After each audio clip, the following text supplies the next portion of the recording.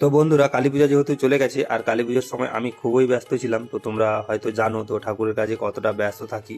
তো ব্যস্ত থাকার কারণে আমি ঠিকঠাক মতন ভিডিওগুলো তোমাদেরকে দিতে পারিনি।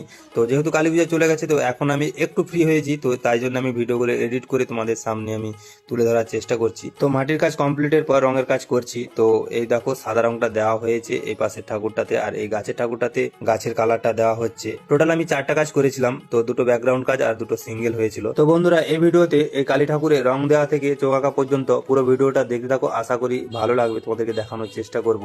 তো দেখো, টিয়া পাখিটা তোমাদের কেমন লেগেছে তো একটা লাইক দিয়ে কমেন্টে জানিও। আর আমি কিন্তু পুরোপুরি রঙের কাজ কমপ্লিটের পর চোখ আঁকার কাজ শুরু করে দিয়েছি। আর প্রথমে আমি এই গাছের ব্যাকগ্রাউন্ডের ঠাকুরটাতে চোখ আঁকার কাজ করছি। আর চোখ আঁকার কাজ আমার অনেকটাই সময় লাগে, তাই সময় ধরে কিন্তু এই চোখ আঁকার কাজগুলো আমি করছি।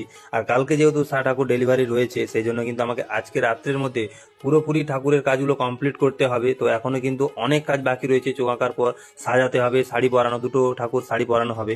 তো দেখো, ফাইনালি কিন্তু আমি কমপ্লিট করে দিয়েছি। তো তোমাদের কেমন লেগেছে একটা লাইক দিয়ে কমেন্টে জানিও।